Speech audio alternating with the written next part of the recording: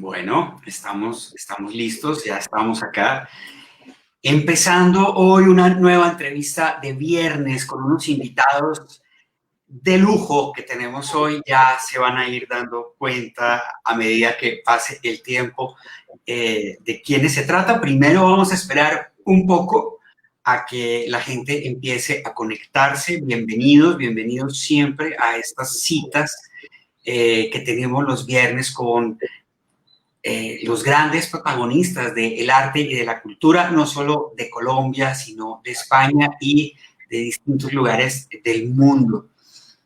Muchas gracias también a Odette Ferré, Arts and Culture Management, que siempre está ahí apoyándonos, logrando esta unión entre países, entre culturas, entre artistas, entre representantes de las distintas maneras de hacer arte que tiene el mundo. Y bueno, hoy particularmente nos estaremos centrando en la literatura, aunque vamos a hablar de otros temas. Por eso tenemos estos invitados tan especiales.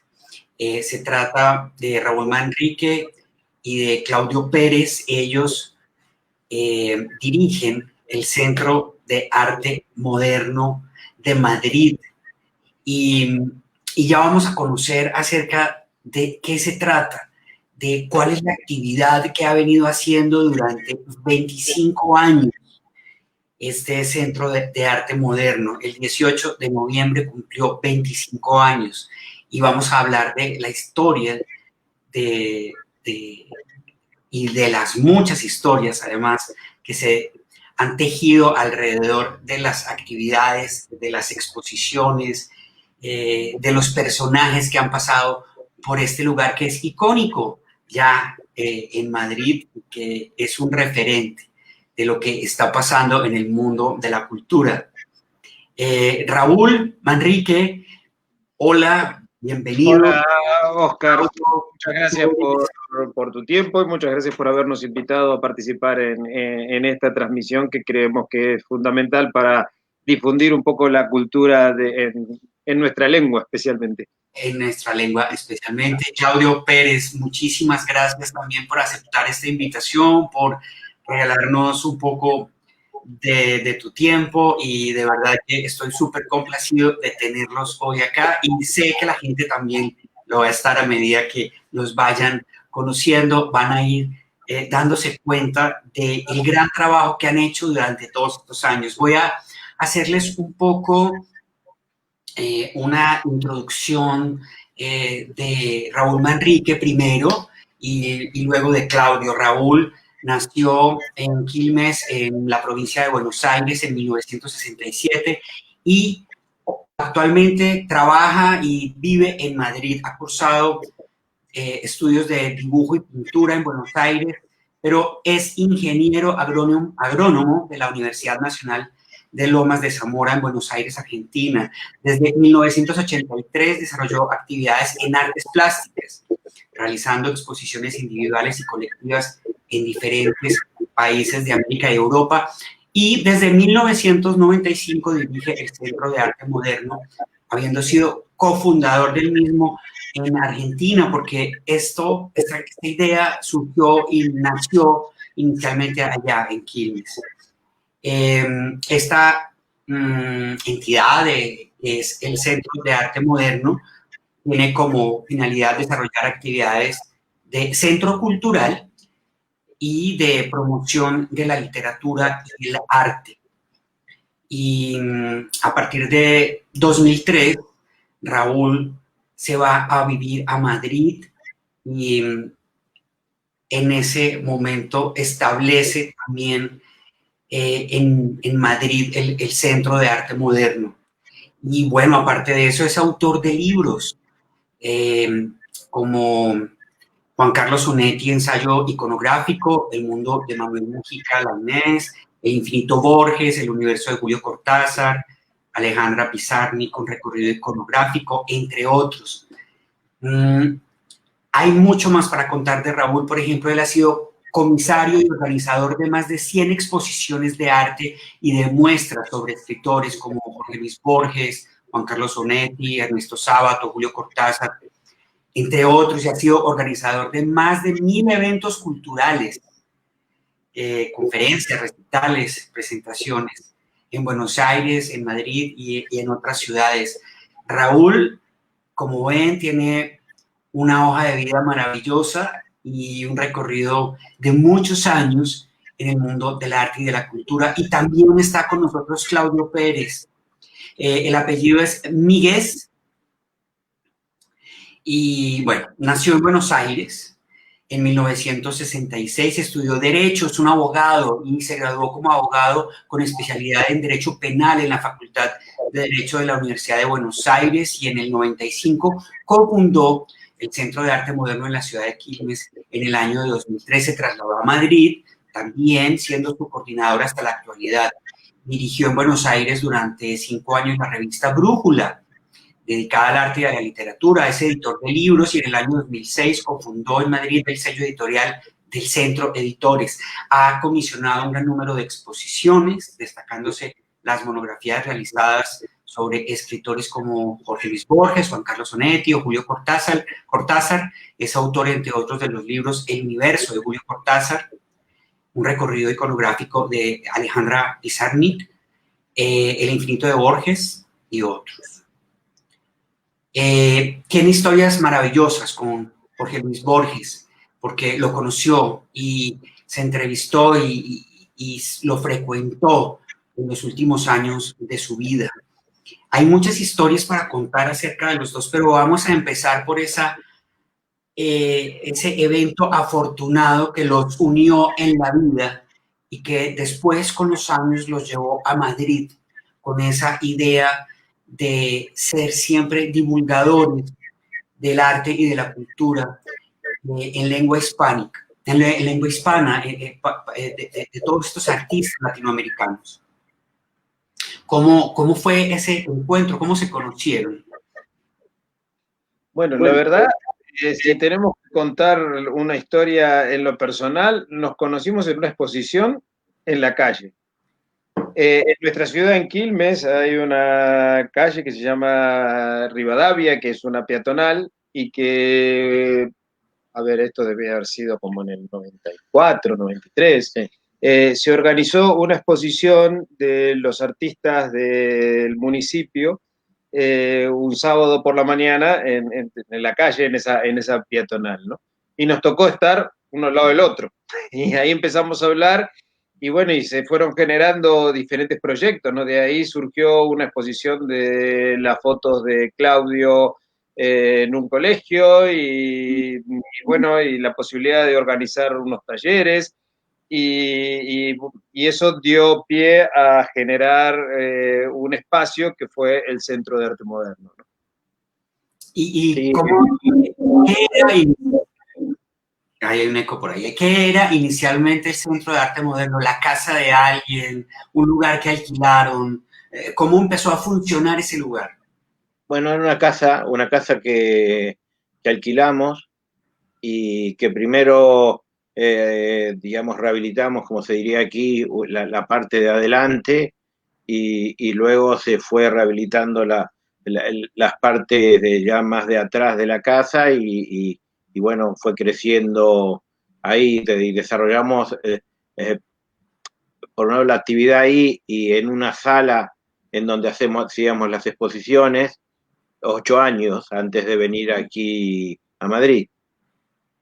Y se van de Madrid, perdón, se van de Quilmes en ese momento a Madrid con la firme intención de abrir el Centro de Arte Moderno en Madrid, o se fueron por otros motivos y ya estando allá vieron la oportunidad de que allí podrían seguir ustedes desarrollando la actividad que venían haciendo hace 8 años. No, teníamos esa idea. En realidad nosotros a partir del año 2000, antes de venir a escalarnos, viajamos aquí a España y fundamentalmente a Madrid, creo que 3 o 4 veces,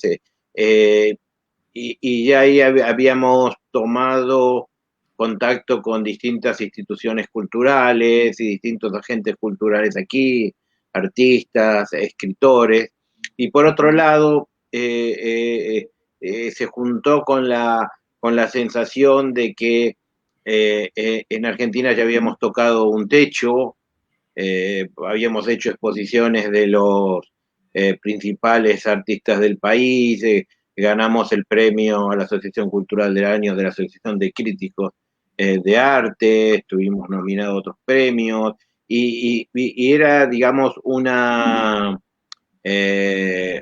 sensación de que, bueno, de que ahí ya podíamos repetirnos, pero que no había mucho espacio más para avanzar, y la sensación que nos dio en los viajes anteriores, si bien ahí no teníamos tomado la decisión, es de que podíamos hacer muchas más cosas aquí, proyectando y tratando de ser dentro de nuestras modestísimas posibilidades. Nosotros somos privados y somos pequeños, no somos una gran fundación, ni mucho menos, pero tratando de ser un puente entre España y Hispanoamérica, que es un puente que a nuestro modo de ver el pobre está bastante descuidado, ¿no? A pesar de tener la riqueza de compartir una lengua como lo estamos demostrando en este caso, ¿no? ¿Cómo era el Madrid de entonces? Me refiero a la cantidad de artistas latinoamericanos que ya estaban viviendo en España en ese momento. ¿Cómo empezaron a juntarlos, a buscarlos y a decirles, aquí hay un espacio para que ustedes... Bueno, hay dos cosas ahí. Por un lado, nosotros estábamos ya, bueno, después de 8 años de trabajo constante en Argentina y habiendo realizado, como decía Claudio, exposiciones de los principales artistas, ya teníamos unos contactos como para venir aquí con antecedentes, ¿no? Por otro lado, nosotros dentro de nuestras pequeñas posibilidades también habíamos hecho muchas cosas que llamativas, ¿no? Como por ejemplo la revista Brújula, habíamos trabajado mucho en el tema de la poesía visual, habíamos empezado a hacer ediciones artesanales de otro tipo que las que hacemos acá, pero también con el intercambio entre artistas y escritores, y la verdad que eso cuando nosotros vinimos en el año 2000 y las sucesivas veces antes de instalarnos, tuvo muy buena acogida aquí en España, ¿no? Entonces, eso abrió unas puertas. Y cuando ya tuvimos una sede aquí, las cosas se dieron mucho más fáciles, ¿no? Porque, bueno, todo el mundo que venía quería tener un sitio donde poder hacer algo y nosotros siempre hemos estado abiertos a toda propuesta de artística, tanto literaria como de exposiciones, siempre que se pudieran llevar adelante, ¿no?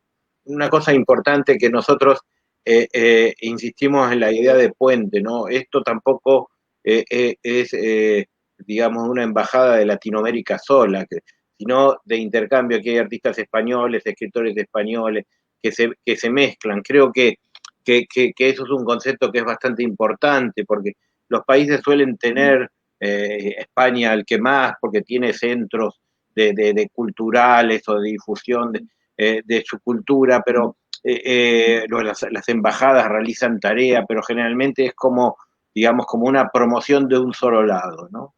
Y nosotros realmente creemos que la cultura básicamente es la lengua, y el hecho de compartir una lengua nos hace participar de una comunidad cultural.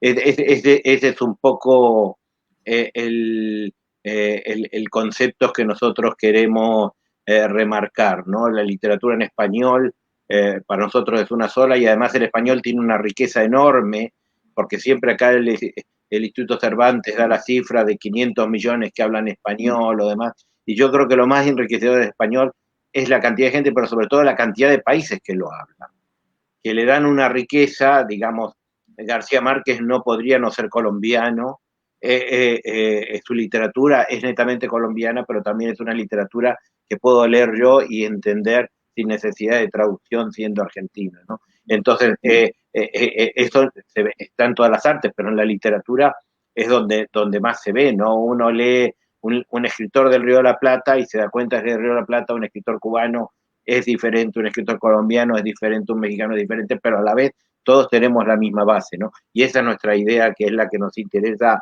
sobre la que nos interesa trabajar. Precisamente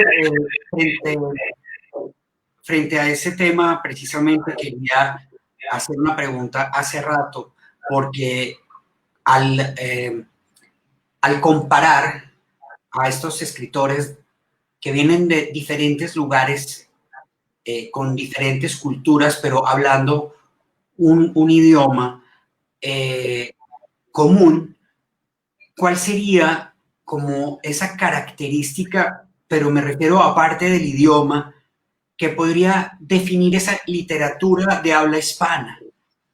Hay algo, digamos, en cuanto a la temática, a la manera de abordar las historias. No sé si podría decirse que son unas letras románticas o que son unas letras dramáticas, que podría de pronto ser un gran hilo conductor de esa literatura latinoamericana. Bueno, yo creo que es una pregunta complicada esa. Yo creo que tal vez es una historia, digamos, común, ¿no? Y además de la lengua. Pero yo trato de no, digamos, incluso de no hablar de literatura latinoamericana, porque por ahí lo hablo, pero siempre yo digo con los europeos, difícilmente alguien habla de literatura europea. Uh-huh. Se habla de literatura inglesa, se habla de literatura francesa o demás. En cambio, como bueno, la visión viene, digamos, del continente, del viejo continente, suele hacerse lo que yo entiendo como un gran reduccionismo, que es hablar de literatura latinoamericana. De hecho, las universidades de aquí suelen tener como una materia, como tal, literatura hispanoamericana, que hay que juntar ahí una cantidad de gente tremenda, importantísima y diversa, ¿no? Con lo cual, más allá y tampoco me gusta hablar de literatura latinoamericana en contraposición a literatura española. Desde luego, obviamente, España tiene más historia, eso no se puede dudar por cuestiones obvias, pero yo creo que la literatura en español es igual y es diferente. Y es igual fundamentalmente porque, ya digo, si la cultura es la lengua, la literatura más que nada es la lengua, ¿no? Y creo que permite, digamos, ver distintos rasgos. Y esto es una visión, digamos, a grosso modo, porque si uno ve también los autores españoles, no es lo mismo un autor gallego que un autor andaluz. Y también podemos fijar en países, el mío, por ejemplo, en Argentina, no es lo mismo un porteño que, digamos, un escritor de Jujuy, ¿no? Entonces, es verdad que hay un tronco común, hay una cosa común, pero también hay que tener en cuenta eso de que hay muchísima diversidad. Tú nombraste a Borges, uno ve la literatura de Borges y ve la literatura de García Márquez, o ve la literatura de José Lezama Lima, o ve la literatura de Juan Rulfo, o demás. Y ahí parece que hay mundos diferentes, porque hay una cultura que es la misma, pero a su vez es diferente. Y eso creo que es la gran riqueza que tenemos. Sí, yo hacía referencia a la literatura, pues a la literatura latinoamericana, pensando un poco en ese boom de los años 60 de la literatura, se llamó así el boom de la literatura latinoamericana, porque en ese momento pues estaban, qué sé yo, Vargas Llosa o Cortázar, García Márquez, mostró a los autores de las generaciones anteriores, como Borges, Sonetti, Asturias, pero yo creo que el boom es un fenómeno que daría para un programa porque en el boom se dan muchos factores justos. Desde un factor político que no deja de ser fundamental para que Europa empiece a mirar Latinoamérica con otros ojos, que es la Revolución Cubana. Ese fue un hito que marcó la historia, y entonces empezaron a ver que en Latinoamérica había autores que eran muy leídos en Latinoamérica y que tenían un mercado editorial propio, y entonces las editoriales europeas, bueno, españolas fundamentalmente, empezaron a ver esos autores y a editarlos aquí y a distribuirlos y, bueno, y a hacerlos, a generar lo que se llamó el boom, ¿no? Pero hay alguna gente que habla de que el boom fue una cosa como de mercado. Yo creo que el mercado es una consecuencia de que eran buenos escritores que, claro, al tener una editorial aquí y un aparato de difusión, obviamente se generó un mercado, pero que ese mercado fue una consecuencia de que los escritores ya estaban, no fueron escritores inventados, sino que eran grandes escritores que ya estaban publicando en sus países y que Europa los descubre a partir de diferentes motivos. Hoy por hoy hay mucha gente que dice, bueno, pero ¿qué pasa hoy? ¿Por qué no se da ese boom? Yo creo que no se podría dar un boom similar porque las situaciones geopolíticas son otras. Hoy Latinoamérica no ocupa el lugar tan importante en cuanto a difusión.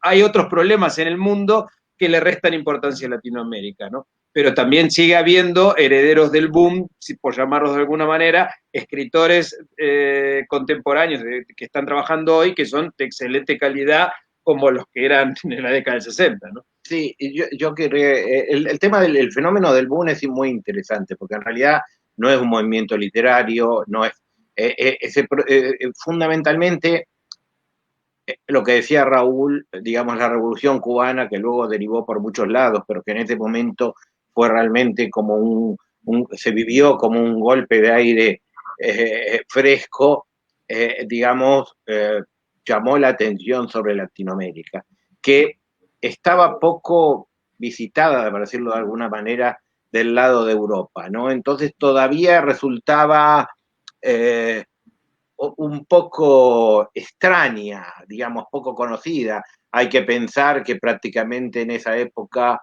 había muy poca inmigración latinoamericana. Hoy, hablando de España, ningún latinoamericano resulta algo, digamos, exótico o atractivo, ¿no?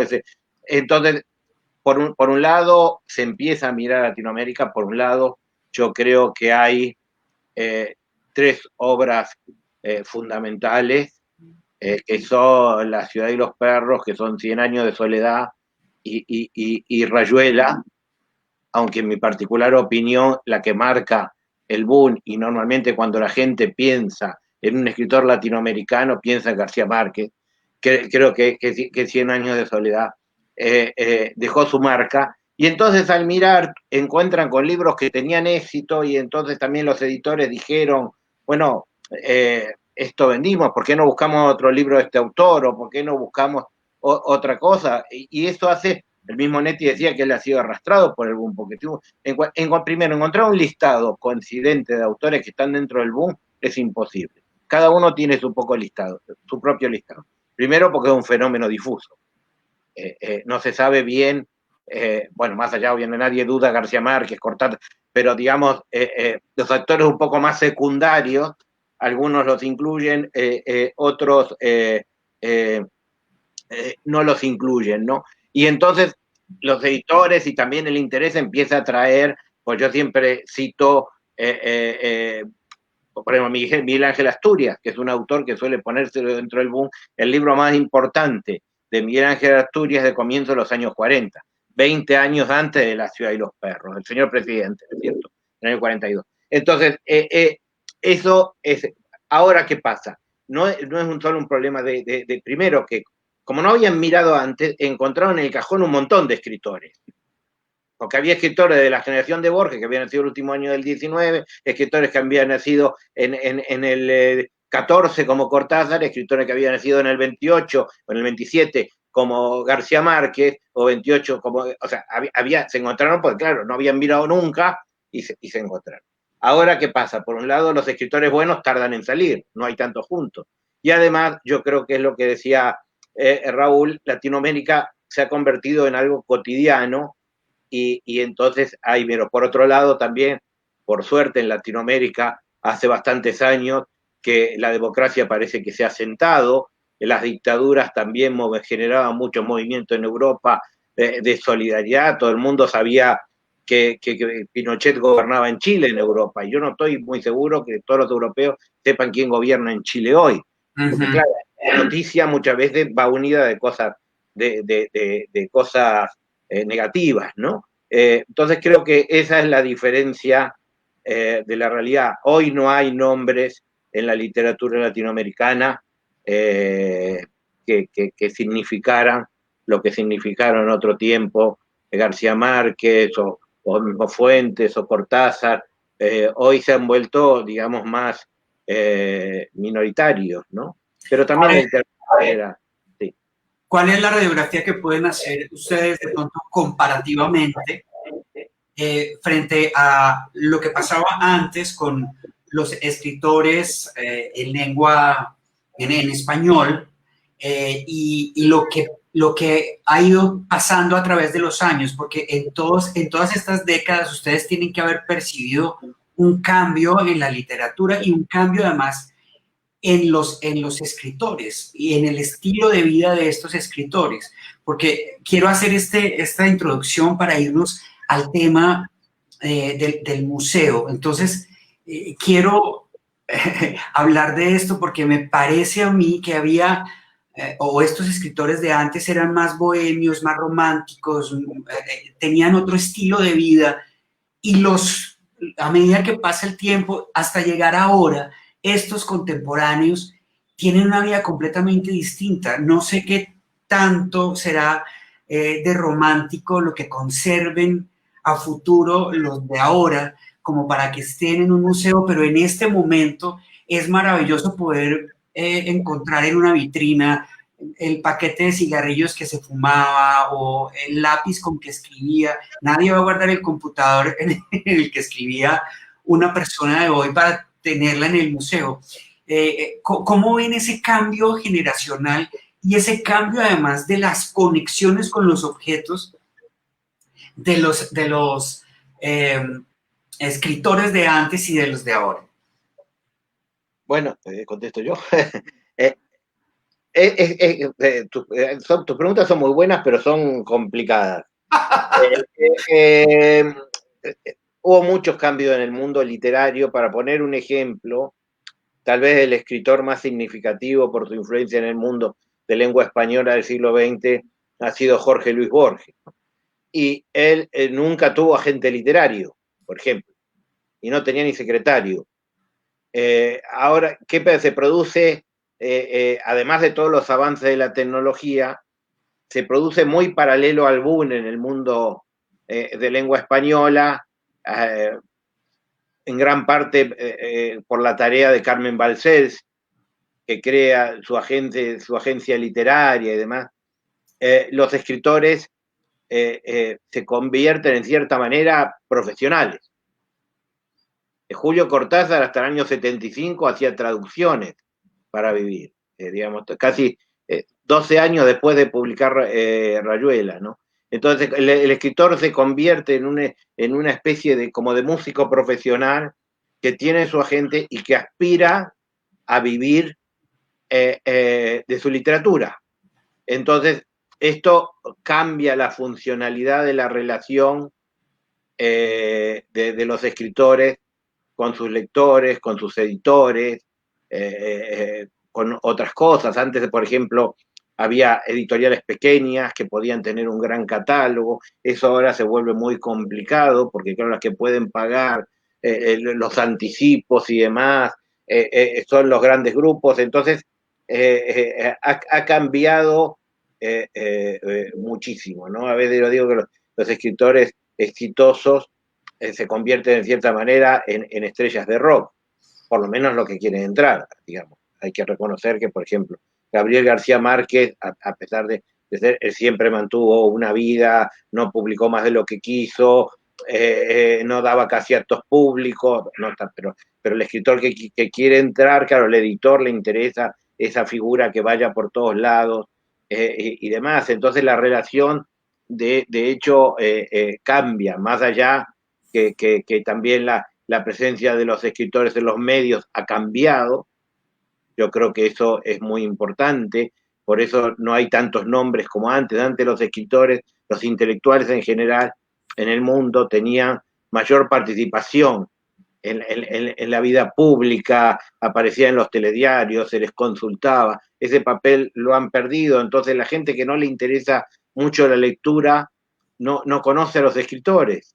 Entonces, Perdón, hasta sí. los periódicos, ¿no? Una cosa que es llamativa, por ejemplo, nosotros en las exposiciones del museo, muchas veces exponemos periódicos de época, de la década del 30, del 40, suplementos culturales de esos periódicos, y a la gente le llama la atención, porque por ahí ver en una página inicial de un periódico a nombres como Alberti, Ramón Gómez de la Serna, Ortega y Gasset, junto con Borges, era lo normal.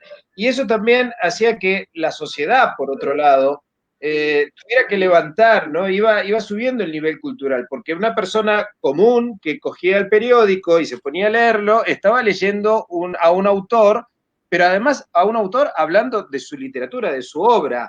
No como hoy que hay escritores que publican en el periódico, pero claro, hablan de política, hablan de actualidad, nunca, es muy difícil encontrarse, por ejemplo, un cuento inédito en un periódico, mientras que en esa época era lo normal, cada uno publicaba de lo que trabajaba, ¿no? Entonces se ha transformado el oficio de la literatura, creo que también, y del arte en general, se ha transformado un poco en estrellas. A los hacedores de arte quizás las redes sociales, quizás el cambio de actitud de los paradigmas ha hecho que esta gente hoy por hoy sea más importante su presencia física casi que su obra, ¿no? Hasta los escándalos que surgen creo que les reditúa porque hace que vendan algún libro, ¿no? Sí, ha cambiado todo y ni que hablar ahora lo que cambiará. Yo creo que nosotros todavía no tenemos real dimensión de lo que el mundo digital va a suponer para esto, ¿no? Que recién está empezando. Pero claro, nosotros en el museo tratamos de mantener, de contribuir a sostener la memoria personal de los autores, porque la literatura es muy, digamos, caníbal, para decirlo de alguna manera, ¿no? Porque claro, los editores necesitan novedades, y se come, o sea, gente que fue famosísima en su tiempo, llega un punto en que desaparece. No hay libros como si nunca hubiera estado, y aunque pervivan los libros, la persona se va desdibujando, ¿no? Sobre todo si el autor no es de país, todavía más, ¿no? Entonces nosotros tratamos de contribuir, primero a reafirmar este concepto, porque en el museo hay autores que escriben en español, digamos. Ese es el nexo de unión. Yo siempre digo, hay autores en España que ustedes saben que no escriben en castellano, como dicen ellos, lo que nosotros llamamos español. Escriben en catalán o en euskera, además, yo tengo mucho respeto por eso, pero no es producto de nuestro trabajo, ¿no? Porque nosotros nos basamos en la misma lengua, ¿no? Entonces, por un lado, reforzar este concepto de unidad de la lengua, unidad cultural entre España y Latinoamérica, que yo creo que ha sido descuidado de ambas partes. Creo que es una potencialidad que no se da en Latinoamérica, porque, bueno, muchas veces no se asume la secuencia histórica y se vuelve a situaciones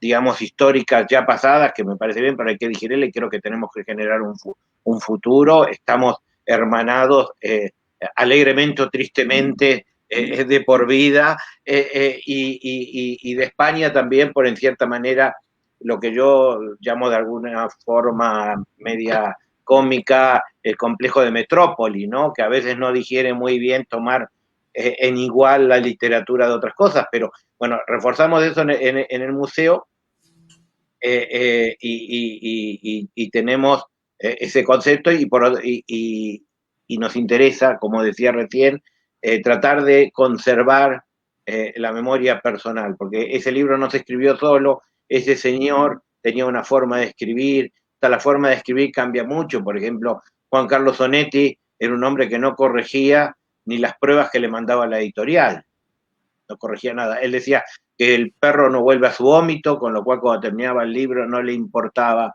si salía con una errata o alguna cosa. Hay autores, tenemos por ejemplo un libro de José Manuel Caballero Bonal en el museo, que es la segunda edición y está lleno de correcciones para la segunda edición, o sea que va a tener un montón de diferencias con la primera, ¿no? Hay estos autores que siguen corrigiendo aún después de publicado. Todo ese tipo de pequeños ayuda a conocer la personalidad del autor, que además se proyecta en la literatura también.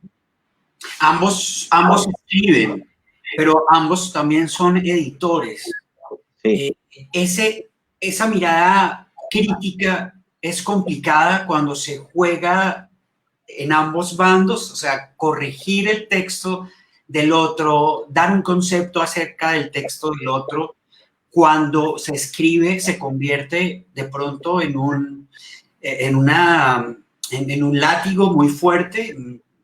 Para ustedes se puede convertir en un tema, digamos, más difícil el ejercicio de la escritura. Bueno, desde el punto de vista, cuando nosotros editamos un libro, siempre tratamos de no hacer sugerencias en cuanto a los textos. O sea, solo hacemos correcciones formales de decir aquí hay no sé, 2 espacios en vez de uno, o dejamos que el autor se exprese su estilo y, por supuesto, las correcciones que hagan falta que el autor sugiera, ¿no? Desde cambiar una palabra o darse cuenta de un signo de puntuación que no le funciona cuando empieza a ver las pruebas. Yo creo que eso es una forma. Hay gente que en las editoriales que sí, que se transforman en correctores de estilo, pero nosotros hemos decidido desde el inicio que eso no nos correspondía, que así como cuando uno cuelga una exposición, ¿no? Trata de que sea el artista el que decida dónde ubicar. Por ahí puede dar una sugerencia. Mirá, a mí me parece que este funciona mejor aquí, este cuadro que este otro. Pero en definitiva, la última palabra la tiene el artista. Desde el punto de vista de los libros que nosotros hemos hecho personales, no son libros de ficción. Entonces, desde el punto de vista, la creación viene desde el punto de vista del diseño o del material de la investigación que estamos haciendo, pero no escribimos ficción en ningún caso. Además, como contrapartida, no acepto tampoco que los autores tengan ningún tipo de influencia en la concepción del libro, en la maquetación o demás. De la misma forma, yo respeto el trabajo una vez que elijo un autor y elijo un texto, vale, si él quiere ponerlo, o sea, él lo va a firmar. A mí me parece que hay una cosa de responsabilidad, ¿no? Él lo va a firmar, él, digamos, se hace cargo. Yo no me meto en eso, pero no quiero que se metan en lo mío, que es editar los libros, ¿no? Porque hay a veces a autores no les gusta mucho, pero muchas veces ven el libro cuando el libro ya está terminado, ni siquiera saben, digamos, qué cubierta va a tener o demás, ¿no? Porque ese es mi trabajo y no veo por qué un escritor va a saber hacer mejor un libro que yo, que él por ahí tal vez ha publicado 5 libros y yo he editado 300.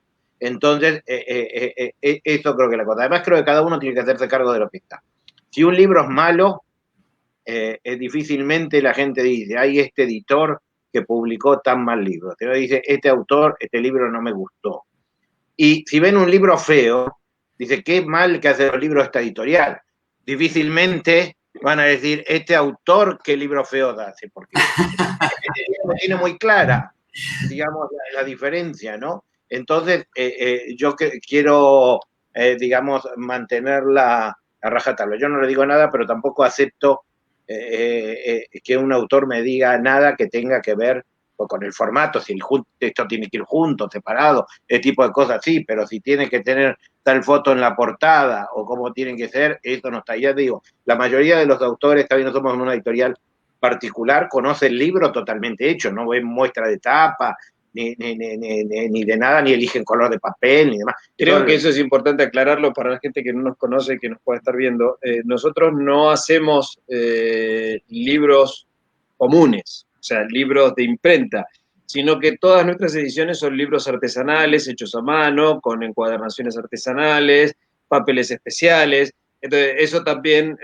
influye mucho en lo que dice Claudio, ¿no? No es lo mismo un libro de una editorial hecho en imprenta que un libro hecho a mano. De paso voy a ir a buscar para mostrar lo que estoy diciendo. Pero en cualquier caso se podría, al contrario, hay más, yo creo que hay más variaciones, yo podría contar que te gusta más un papel ahuesado, blanco o demás, y esto yo no lo hago, no lo hago nunca. Digo, yo tengo mucho respeto por los autores y tengo también respeto por los editores, ¿no? Que constituyen, digamos, los editores serios, que la verdad que la figura del editor también es otra cosa que ha cambiado. Antes había editores.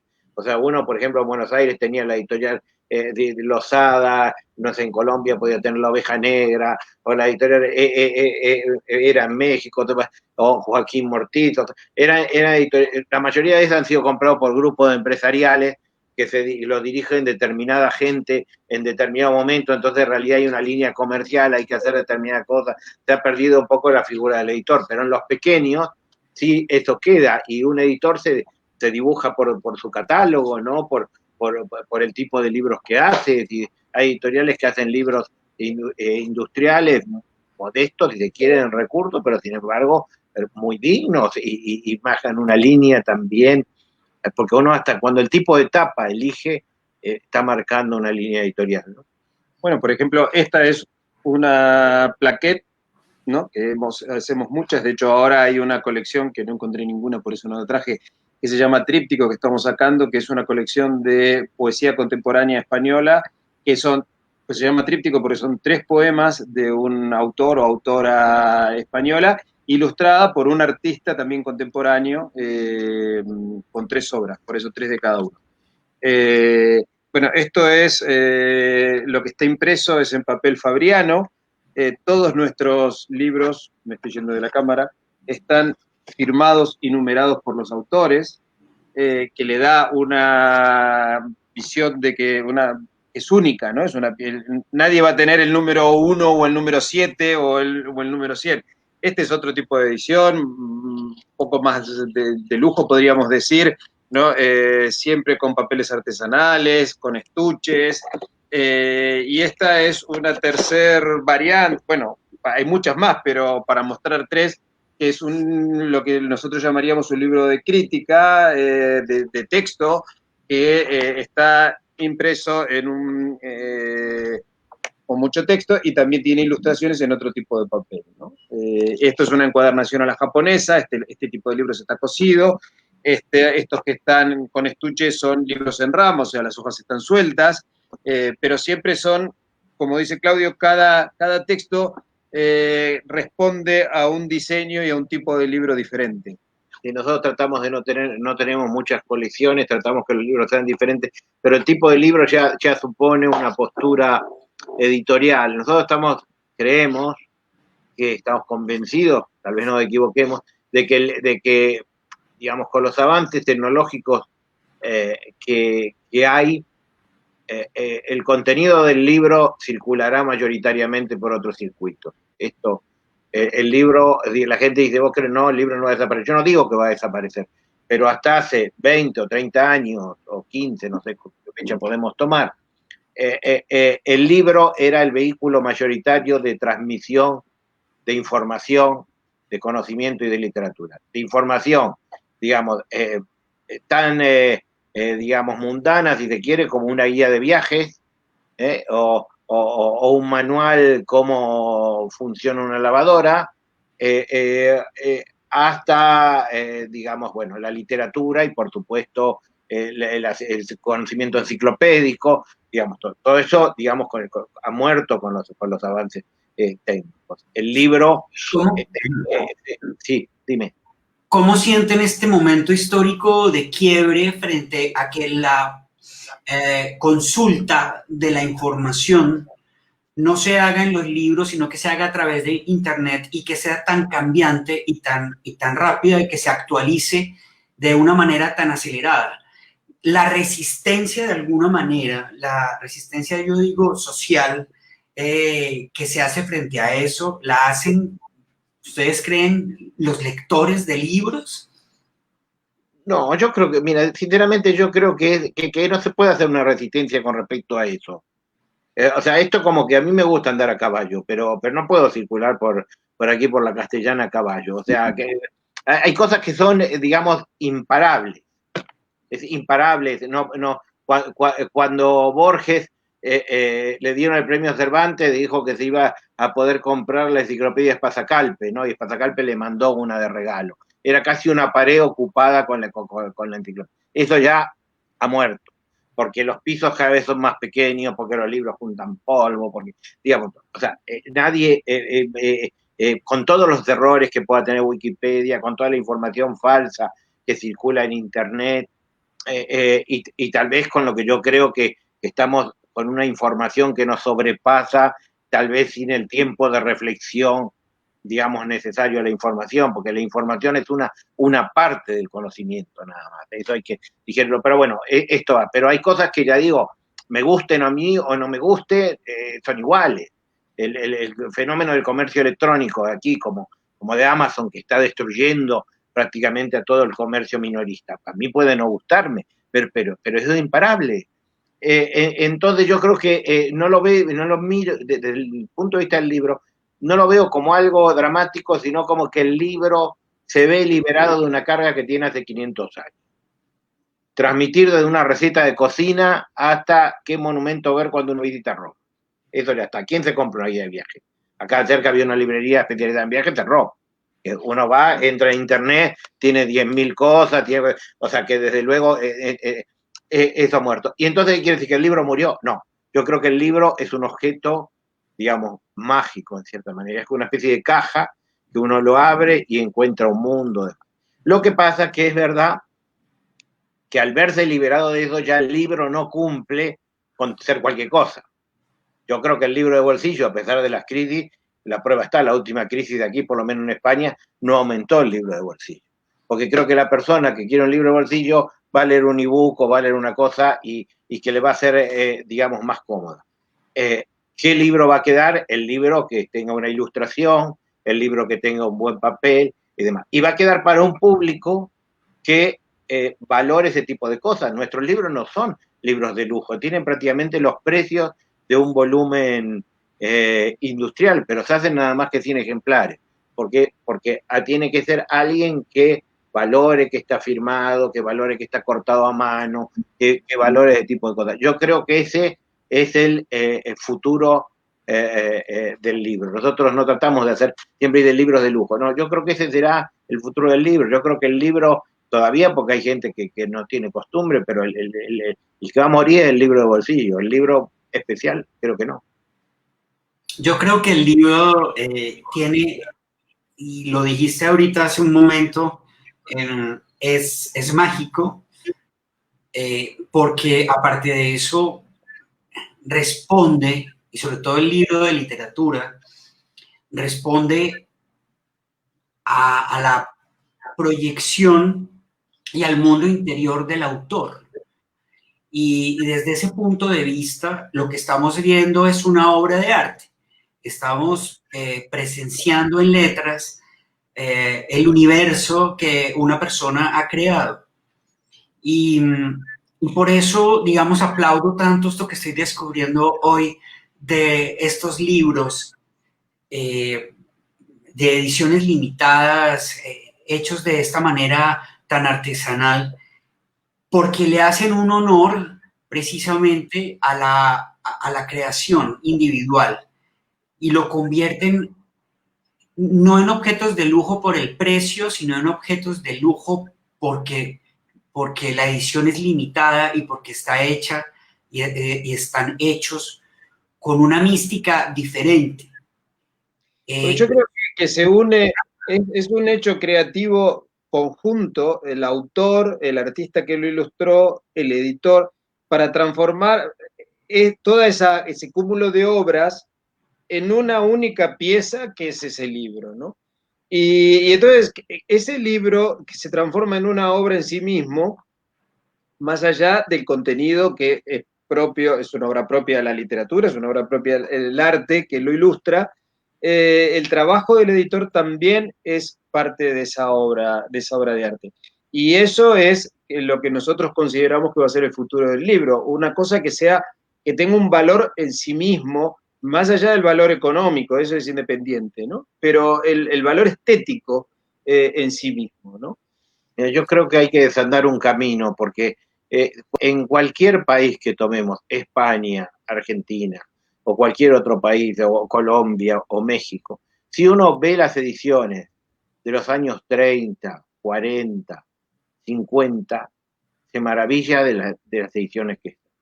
¿Por qué? Porque primero, no estaba el concepto de gran empresa que hay ahora, digamos, que hay hace 30 años, de instaurar una marca. Las grandes editoriales quieren instalar una marca, que uno reconozca un libro tuyo como un aceite, como una marca de aceite. Entonces son todos libros iguales. Primera cosa que hace un grupo, uno ve los libros de Alfaguara, son todos iguales, puede cambiar la foto, pero el mismo diseño. Los libros de Lumen son todos iguales, los libros de Anagrama son todos iguales. ¿Por qué? Porque lo que ellos quieren instaurar no es el libro en sí, sino la marca, que es la marca, digamos, editorial. Ese es un concepto que surge hace 30, 40 años, porque antes las editoriales normalmente hacían un libro, buscaban ilustradores, había muchísimos ilustradores que hacían en la tapa, después parece que como tuviera fotografía habrían desaparecido del mundo los ilustradores. Por otro lado, las tiradas eran tiradas a escala humana.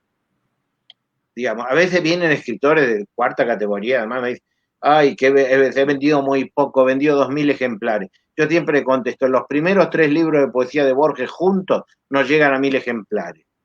Esa falsa masividad, porque se puede dar fenómenos, como yo creo que siempre cito un libro comercial y que es alta literatura, como 100 años de soledad, ¿no? Un libro que se vendió a Taratago y nadie duda de que es una obra maestra. Pero salvo excepciones, esta masividad también repercute en la calidad editorial, porque el editor con vender 1000 ejemplares es un fracaso, tiene que vender 500.000. Entonces, ¿qué hace? Tiene que buscar temas que le gustan a la mayoría, que se convierten como en un programa de televisión.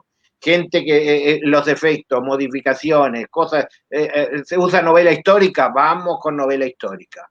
Viene novela policial sueca, vamos con novela policial sueca. Entonces, eso ha deteriorado mucho el mundo editorial, que ahora es golpeado por toda la tecnología y todo, pero que ha hecho mucho de su parte también para sembrar y dejar el terreno tan fácil a todo lo que viene, ¿no? Entonces yo creo que hay que volver eso atrás, digamos, si como me decía un editor español, hay que entender que un libro de poesía tiene 300 lectores en España. Y es maravilloso. Si es un libro de poesía, bueno, está bien hecho, hay 300 libros, ya está. No tiene por qué un libro para ser exitoso vender 500.000.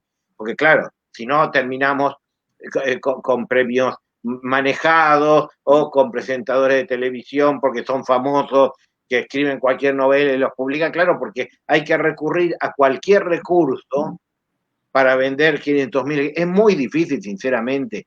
Yo me puedo equivocar, le digo, 100 años de soledad es un ejemplo y seguramente habrán otros. Pero en el 90% de los casos, yo diría que si un libro vende 500.000 ejemplares, hay que sospechar que el libro es malo. Porque la literatura es tan diversa. Hay autores, por ejemplo, José Lezama Lima, por ejemplo, que le encantaba Cortázar. Hay lectores que aman a José Lezama Lima. Y hay lectores que no pueden pasar ni 5 páginas y lo vuelve loco esa descripción de un pavo en 8 páginas que hace, ¿no? Y entonces, bueno, ¿por qué? Porque la literatura precisamente es tan diversa que cada uno tenemos nuestra voz. Puede haber casos excepcionales en donde es maravilloso y esa voz nos sirve a mucho. Pero generalmente cuando sirve a tanto es que la voz ha bajado bastante o ha subido mucho el volumen para llegar a muchos y el sonido se distorsiona. Para Raúl, ¿cuál es el libro por excelencia? El libro que le fascinó, que le tocó las fibras y que no puede faltar, o sea, que siempre lo tiene ahí? Es difícil porque hay varios. Es difícil elegir a uno solo, ¿no? Eh, en lo latinoamericano, en la literatura latinoamericana, desde el Aleph de Borges o Cien años de soledad o Paradiso, y en la literatura en general, a mí me fascinó En busca del tiempo perdido de Marcel Proust, por ejemplo. Que me acuerdo que cuando lo estaba leyendo me decían, pero ¿cómo puedes leer eso? Que es tan aburrido. Y sin embargo, yo no podía parar de leerlo. Entonces, por eso te digo, es difícil elegir uno, pero bueno, te di 4 ejemplos. Y para Claudio. O esa pregunta, eso, porque si uno tiene, ¿por qué quedarse con uno? ¿No? Yo, en general, yo tengo mayor inclinación a los textos cortos, tal vez por una influencia, no sé si buena o mala, de Borges, me he acostumbrado más a los textos cortos, ¿no? Entonces, desde luego, tendría que elegir algunos cuentos de Borges, Casa Tomada de Julio Cortázar, bueno, fuera de lengua española, La Metamorfosis, ¿no? Pero creo que tiene que ver, digamos, uno lee con todo lo que tiene adentro, ¿no? Entonces no siempre lo que uno elige tiene que ver porque sea especialmente bueno, sino porque conecta con una determinada. Casa Tomada es un cuento que a mí me llega mucho y además hay una lectura de ese cuento que a mí me llega especialmente mucho y entonces tal vez no sé si es el mejor cuento de Cortázar. Por eso creo que es como la música, ¿no? Que la literatura, como tiene palabras, a veces uno piensa que la puede explicar más, pero un tema te gusta. ¿Por qué te gusta? Y no sé, uno puede escuchar un tema en un idioma que ni siquiera sabe lo que dice, pero hay algo que conecta, ¿no? Y entonces yo diría eso, pero realmente he hecho, digamos, mucha injusticia porque Pedro Páramo me parece una maravilla, 100 años de soledad es tan maravillosa que la he leído completa, cosa que la mayoría de las novelas sucumbo en el camino. Hay una exposición ahora en el Centro de Arte Moderno. ¿De qué se trata? Bueno, en realidad tenemos una exposición, la Fundación Cajasol en la ciudad de Huelva, 600 y pico de kilómetros de aquí de Madrid, que se llaman Los Nuestros. En realidad, es un puente de palabras, Los Nuestros, y es el puente entre Allende los Mares, entre Latinoamérica y España. Y entonces es generalmente, fundamentalmente, literatura del siglo XX, empieza con Rubén Darío, que fue el gran impulsor de las letras y que es el que trajo el modernismo a Europa, y luego podríamos decir que sigue con el exilio español en Latinoamérica, desde Juan Ramón Jiménez, Rafael Alberti, el viaje si bien no fue un exiliado, el viaje de Federico García Lorca a Buenos Aires en el año 33, que fue muy importante.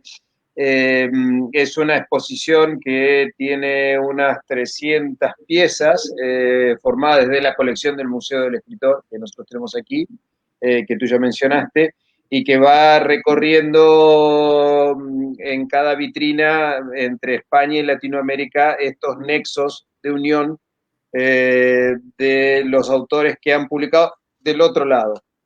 Sí, por el museo tenemos nosotros más de 5.000 objetos y documentos que pertenecieron a escritores a los que le sumamos todas las primeras ediciones, publicaciones en periódicos que nosotros reunimos para hacer exposiciones monográficas. Entonces acá tenemos una exposición permanente que no es ni de lejos todo el fondo que tenemos, ¿no? Entonces aprovechamos salas más grandes ya abocadas a un autor o a un grupo de autores, como esta exposición que comentaba Raúl, para sacar los fondos en ese tema. De hecho, en las imágenes que tú mostraste hace un ratito, se vieron algunas imágenes de piezas del museo y se vieron también algunas imágenes de la exposición, creo que era la del boom en el Escorial. Una exposición sobre el boom de la literatura latinoamericana. En el marco de los cursos de verano de la Universidad Complutense que se hacen en el mes de julio, salvo este año, en el Escorial. ¿qué más puede encontrar la gente en el Centro de Arte Moderno? No solamente el museo o de pronto los libros que ustedes están editando, sino que hay exposiciones de diferentes digamos, expresiones artísticas, fotografía, pintura, pero también hay conversatorios. ¿Cómo funciona el centro cultural y qué actividades desarrolla a lo largo del año? Bueno, que el Centro de Arte Moderno tiene varias áreas. Por un lado, la editorial, que ya hemos hablado. Por otro lado, el Museo del Escritor, que también hemos hablado. Tenemos una librería especializada en autores latinoamericanos, que es donde estamos puestos ahora. Tenemos una galería de arte donde hacen exposiciones de diferentes disciplinas artísticas y un espacio multifunción que funciona como centro cultural. Ahora, lamentablemente, estamos muy restringidos para las actividades por las medidas contra el COVID, ¿no? Que no permite más de determinados aforos y distintas cosas, con lo cual la actividad de este año ha sido muy pequeña comparado con la normalidad y que esperemos que podamos retomar pronto. Normalmente en el espacio que funciona como centro cultural, aquí se hacen 3 o 4 actividades por semana, que van desde lecturas poéticas, conferencias, proyecciones de películas, conciertos, una programación muy variada, ¿no?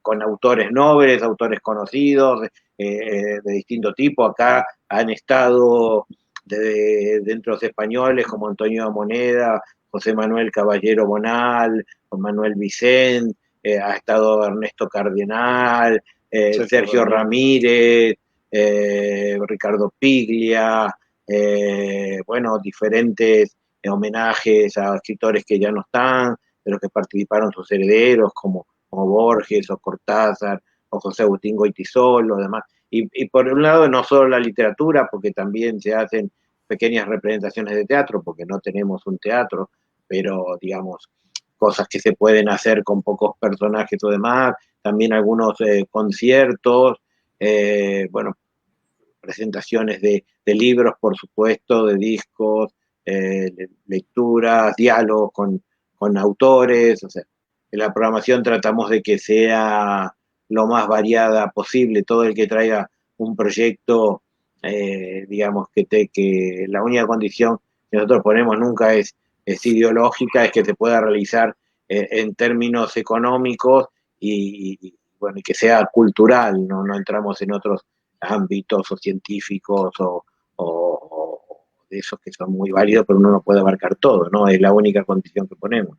Después de muchos meses, porque bueno, aquí en España desde el 14 de marzo que se decretó el estado de alarma y que tuvimos el primer confinamiento de 3 meses directamente en las casas, luego se empezó a abrir, pero la actividad siguió siendo muy limitada. La semana pasada, el día viernes, se hizo lo que se llama en la Comunidad de Madrid la Noche de los Libros, que siempre se hace el 23 de abril, claro. Pero bueno, este año, por razones obvias, ha tenido que ser trasladada al mes de noviembre y después de tantos meses hemos hecho 2 representaciones, una pequeña.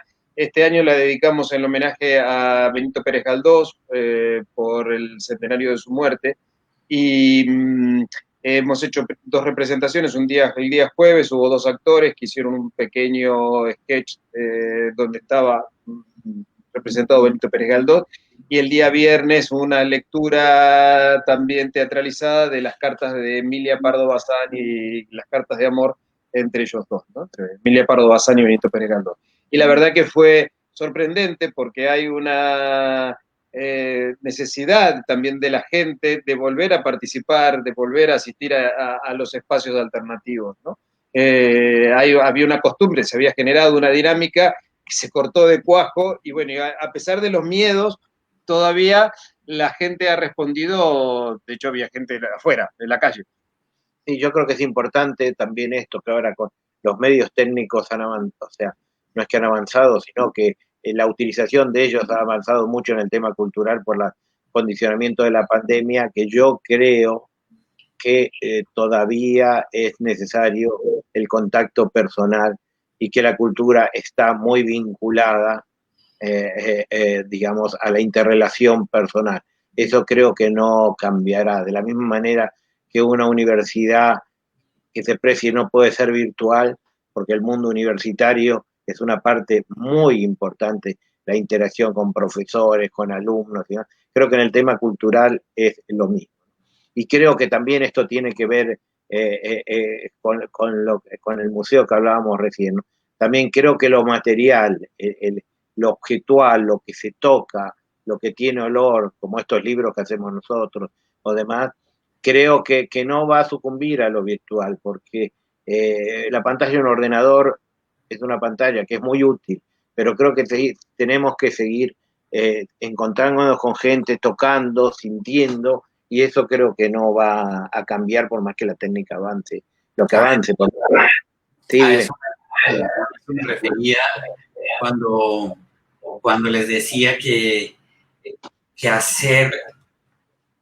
el quehacer del artista antes y ahora, ya de por sí y por esta modernidad y por esta tecnología en la que estamos inmersos, supone de entrada una manera distinta de afrontar la literatura, y por eso decía, y la manera de escribir y la forma de escribir, por eso hacía referencia antes de que la pluma es una pluma maravillosa que se puede conservar en un museo, y tal vez el ordenador, el computador con la que escriba un escritor hoy no va a estar, a nadie le va a interesar.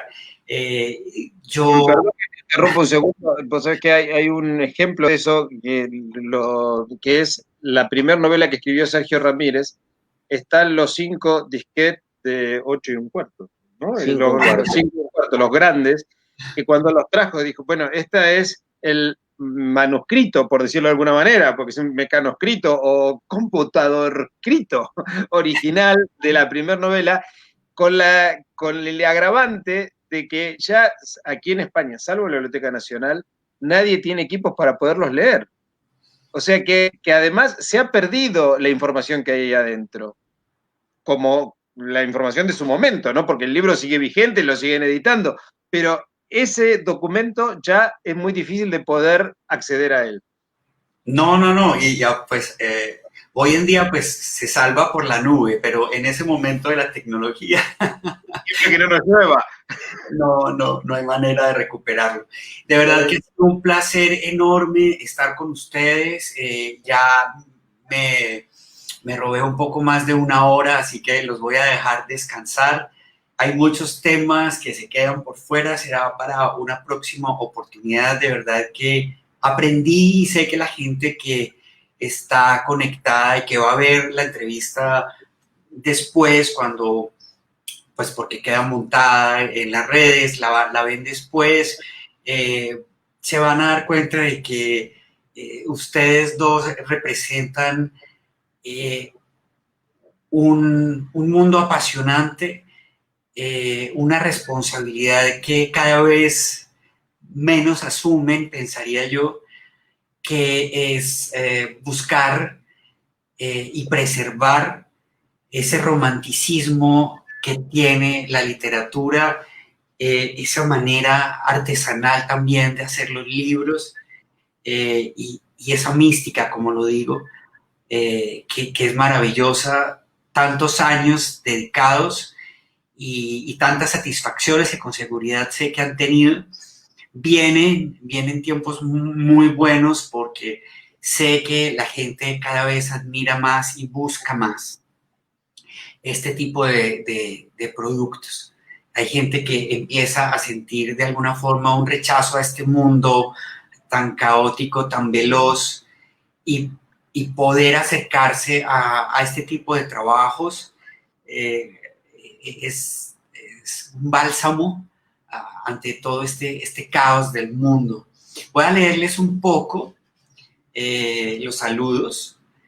Escribió obviamente Odette, nos manda un gran abrazo y saludos. Susana Blanco, desde Madrid, también un gran saludo. Susana, mi hermana, bueno, mi hermana, escritora además, algún día les mostraré que escribe para que me den un feedback. Dice Susana que apasionante escucharlos. Juan Foronda manda un gran saludo. Dicen que hay un placer enorme por esta hermosa e interesante entrevista, Mágico. Y Odette también se despide, que qué charla tan deliciosa y que sean muchos años más para celebrar, que sean muchos años más. Bueno, estos son algunos de los comentarios, que sean muchos cumpleaños más, un gran abrazo, espero verlos muy pronto. Yo soy uno de los damnificados de alguna manera de esta pandemia, porque allá en el Centro de Arte Moderno iba a estar yo exhibiendo una serie de fotografías maravillosas, Los Niños de Cristal. Se quedó para una próxima oportunidad y espero poder verlos personalmente, darles un gran abrazo y felicitarlos personalmente por esta gran labor que han venido haciendo durante todos estos años. Tatiana Escayón desde Houston también manda un saludo. Juan Foronda dice, muy buena charla, buena gestión por la cultura, felicidades. Y bueno, ahí tienen un minutico para que se despidan de todos, para que nos cuenten de pronto qué se quedó por fuera y de verdad mil y mil gracias.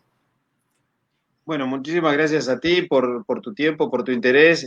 Por supuesto que la exposición se ha suspendido, está entre paréntesis, pero la haremos cuando volvamos a una cierta normalidad y esperamos realmente poder vernos personalmente y poder tener esta charla otro día mano a mano. Me encantaría con un vino. Bueno, muchas gracias a todos por dedicarnos su tiempo, a ti, a los que han escuchado. Espero que no hayamos sido pesados. Nosotros realmente nos apasiona este trabajo y podríamos hablar mucho tiempo y sentimos mucho placer al hacerlo. Así que bueno, si alguien sacó algo interesante de ello, doble satisfacción. Un gran abrazo, con seguridad que sí. Espero verlos muy pronto y bueno, mucha suerte con esos proyectos que vienen con este cierre de año y de verdad, mil y mil gracias por su tiempo y a todos los que nos estuvieron acompañando hoy, mil y mil gracias. Odette, un gran abrazo y bueno, estén muy pendientes de las redes de Odette, que los contenidos que están allí adentro son maravillosos. Hay de todo, para todos los gustos, así que échense una miradita a todo lo que está publicando Odette en sus redes. Un gran abrazo y mil gracias. Los dejo descansar, que ya es de noche allá. Bueno, muchísimas gracias. Hasta pronto. Hasta pronto.